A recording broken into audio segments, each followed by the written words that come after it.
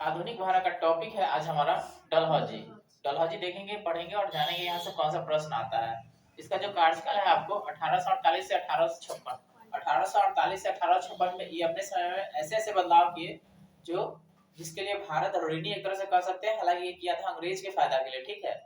तो इसके कार्यकाल में ऐसे बदलाव हुए, ऐसे भारत में चेंजिंग आए जो आज भी भारत में देखने को मिलेगा। जब हम पूरा इसको पढ़ाएंगे, आपको रिवीजन कराएंगे तो आपको समझ में आ जाएगी कि वो क्या चेंजिंग है जो आज भी आपको देखने को मिलता है, ठीक है। तो बात करते हैं डलहौजी के बारे में और जानते हैं इसने क्या क्या किया, ठीक है। तो सबसे पहले बात करेंगे डलहौजी के बारे में। इसका कार्यकाल 1848 से 1856। द्वितीय आंग्ल सिख युद्ध इसी के समय में हो रहा था। 1848 से 1849 तक ये चला था तथा पंजाब का ब्रिटिश शासन में विलय, यानी पूरे पंजाब को ब्रिटिश शासन में शामिल कर लिया गया। ये 29 मार्च 1849 को किया गया था, ठीक है। जगत प्रसिद्ध सिख राज्य का कोहिनूर हीरा, एक कोहिनूर हीरा है जो पूरे संसार में कोहिनूर हीरा बहुत नामी है, जो ब्रिटेन के महारानी विक्टोरिया को भेज दिया गया था। तो ये डलहौजी के समय में ही भेज दिया गया था, ठीक है। द्वितीय आंग्ल सिख युद्ध के दौरान 3 युद्ध लड़े गए। पहला रामनगर का युद्ध 16 नवंबर 1848 को। इसमें ना कोई निश्चित फैसला नहीं हुआ कि कौन जीता, ये और निर्णायक था, ठीक है। दूसरा चिलेनवाला का युद्ध, चिलेनवाला का युद्ध हुआ था 13 जनवरी 1849 को। इसमें भी कोई फैसला नहीं हुआ, अर्थात ये और निर्णय रहा। तीसरा युद्ध गुजरात में हुआ, चिनाब नदी के किनारे, जहां पे ना सिख बुरी तरह से परास्त हो गए और अंग्रेज पूरी तरह से जीत गए, ठीक है। और ये श्रेय जाता है डलहौजी को। और डलहौजी ने अंग्रेज की सत्ता को मजबूती प्रदान की और पूरे पंजाब को विलय कर लिया, ठीक है, यानी अपने राज्य में मिला लिया, ठीक है। तो यहाँ से पूछता है पंजाब को ब्रिटिश प्रांत में ब्रिटिश राज्य में मिलाने वाला कौन सा व्यक्ति था? डलहौजी। यानी डलहौजी के समय पूरे पंजाब अंग्रेज के अधीन हो गया, ठीक है। 1849 में हुआ जिसके सिख बुरी तरह से पराजित हो गए, यही गुजरात वाला युद्ध में तथा द्वितीय आंग्ल बर्मा युद्ध 1852 में लोअर बर्मा एवं पिंगू को अंग्रेजों राज्य में विलय कर लिया, यानी अंग्रेज उसको भी अपने में शामिल कर लिए।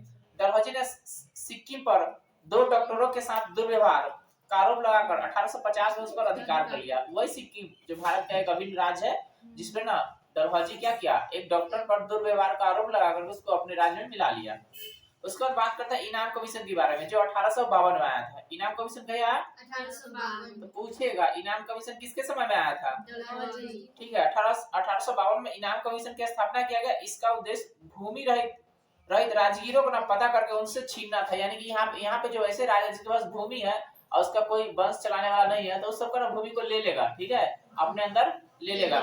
डलहौजी का शासनकाल उसमें व्यवगत सिद्धांत यानी डॉक्ट्रिन्स ऑफ लैब, इसका जो कार्यकाल में है, ये डॉक्ट्रिन्स ऑफ लैब सबसे ज्यादा जाना जाता है।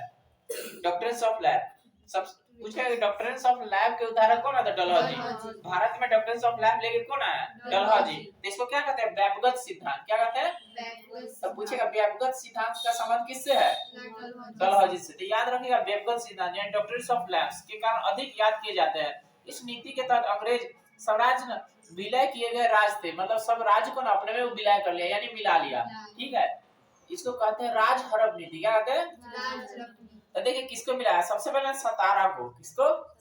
1848 ईस्वी में। उसके बाद जैतपुर बुंदेलखंड में ये पड़ता है। उसके बाद संबलपुर उड़ीसा में पड़ता है, 1849 में इसको मिला लिया। बघाट हिमाचल प्रदेश का है, 1850 में मिला लिया। उसके बाद उदयपुर मध्य प्रदेश में है, उस समय 1852 में इसको मिला लिया। उसके बाद झांसी 1853 में, नागपुर 1854 में। तो इस तरह से ना जितने भी भारत के छोटे छोटे राजवंश थे ना, छोटे छोटे राज संघ थे, उसको अपने में लेते चला गया। जितने भी छोटे छोटे राजा थे उसको अपने में मिलाते चला गया। तो कौन नीति से? डॉक्ट्रिन्स ऑफ लैब्स, व्यवगत सिद्धांत, ठीक है। 1856 में अवध को ना कुशासन का आरोप लगाकर अंग्रेजी सत्ता में मिला लिया, ठीक है। उस समय ना अवध के शासक थे वाजिद अली शाह, ठीक है। मतलब कुशासन करने का क्या मतलब? उसको ऊपर है कि आप ना राज ठीक से नहीं चला रहे हैं, इसलिए हम आपसे ये राज ले लेते हैं, ठीक है, अपने में शामिल कर लेते हैं, ठीक है। अगर किसी के साथ ऐसा करेगा तो गुस्सा आएगा कि नहीं उसको? तो वाजिद अली शाह के अपने में मिला लिया, ठीक है, अवध को। तब अवध के संस्थापक कौन है? अवध के संस्थापक है शहादत खां। अवध जो है उसके संस्थापक कौन है? तो अवध के अंतिम था वाजिद अली शाह। कौन था? मतलब वहाँ का अंतिम नवाब वाजिद अली शाह, जिसको डलहौजी अपने में मिला लिया उस राज को, ठीक है। याद रहेगा ना यहाँ तक? तो कब मिला लिया? 18वीं शताब्दी में। कब? 1856 ईस्वी में तोप खाने को मुख्यालय को कलकत्ता से मेरठ स्थानांतरित किया। तोप जहाँ पे बनता है, निर्माण होता है, अब कलकत्ता से चला गया मेरठ। और अपना अपना सेना का मुख्यालय शिमला में स्थानांतरित कर दिया। ठीक है। शिक्षा सुधार में डलहौजी ने 1854 में वुड डिस्पैच, ये पूछता है वुड डिस्पैच किसके समय में आया था, कब आया था? वुड डिस्पैच का संबंध किससे है? शिक्षा से, याद रखिएगा। ठीक है, परीक्षा में आएगा करता है सब क्वेश्चन। इसके अनुसार जिलों में ना एंग्लो वर्नाकुलर स्कूल, प्रमुख नगरों में सरकारी कॉलेज लॉर्ड कैनिंग के समय में 1857 में 3 प्रेसिडेंसी कलकत्ता, मद्रास और बंबई खोले गए थे। एक एक विश्वविद्यालय की स्थापना की गई एवं साथ ही साथ प्रत्येक प्रदेश में एक शिक्षा निदेशक नियुक्त किया। आपको पता है कि 3 को एक के बार में क्या बना था? न्यायालय बना था। अब 3 को ना एक ही साथ विश्वविद्यालय ही बना। ठीक है, ठीक है। और इसी के समय में ना सारा चीज ये बदलाव हुआ। ठीक, विश्वविद्यालय शिक्षा निदेशक बन गया, जैसे डिस्ट्रिक्ट में डीएम होता है ना, वैसे शिक्षा का एक मेन अधिकारी होगा। ठीक है। डलहौजी को ना भारत में रेलवे का जनक माना जाता है। पूछता है यहाँ से, अभी भी रेल देख रहा है ना, आपको बताया था ना कि ऐसा ऐसा काम किया जो आज भी भारत में देखने को मिलेगा। जैसे रेल आज भी देखते हैं ना, डलहौजी रेल चालू किया भारत में, तो रेलवे का भारत में जनक कौन हुआ? डलहौजी। याद है ना, रेल से कहीं सफर किया ना तो डलहौजी यहाँ बिछवाया था। ठीक है, समझ गए? डलहौजी यहाँ पे रेल के जनक माना जाता है। ठीक है। इसी के समय में पहली बार 16 अप्रैल 1853, ये डेट याद रखिए, 16 अप्रैल, अप्रैल माने कि 4वां महीना, 16/4/1853 क्या किया? बंबई से थाने के बीच 34 किलोमीटर प्रथम रेलगाड़ी चलाया। 34 किलोमीटर प्रथम रेलगाड़ी चलाया। परीक्षा पूछता, याद रखिए कितना किलोमीटर चला, कहां से कहां? मुंबई से थाने के बीच। कौन चलवाया? डलहौजी। यहाँ से याद रखिए, क्या तारीख को? 1853 को। ठीक है। सन 1854 में नया पोस्ट ऑफिस एक्ट लाया। ये पोस्ट ऑफिस जो देख रहे हैं ना, डाकघर, तो यही चालू करवाया था। ठीक है, पोस्ट ऑफिस एक्ट लाया और उसके साथ ही ना एक टिकट चला दिया। ठीक है, तो पूछेगा पोस्ट ऑफिस मतलब डाक टिकट किसके समय में जारी हुआ? डलहौजी के समय में। ठीक है, पता इसने पृथक रूप से ना भारत में पहली बार सार्वजनिक निर्माण विभाग चालू करवाया। यही मतलब सभी के लिए, कुछ जैसे अभी स्टेशन है आपका, पुल है, देखते हैं ना, बस स्टैंड है, रेलवे स्टेशन है, एयरपोर्ट है, ये सब सार्वजनिक है ना, तो सार्वजनिक निर्माण विभाग की स्थापना यही किया। ठीक है। इसने सन 1854 में एक स्वतंत्र विभाग के रूप में लोक सेवा आयोग, यही लोक सेवा आयोग के गठन किया था। ठीक है, लोक सेवा आयोग। ठीक है, लोक सेवा आयोग का गठन यही किया था। ठीक है, तो लोक सेवा आयोग विभाग स्थापित कर दिया। पता इसी के समय में 1853 में कलकत्ता आगरा के बीच ना पहली बार ना तार सेवा शुरू हुआ, बिजली से चलने वाली तार सेवा। तो तार सेवा का जन्मदाता यही हो गया। ठीक है, तो इसने शिमला में ग्रीष्मकालीन राजधानी बना लिया। मतलब अपना राजधानी ग्रीष्मकालीन, जब गर्मी आएगा ना तो इसका राजधानी कहाँ हो जाएगा? शिमला। ठीक है।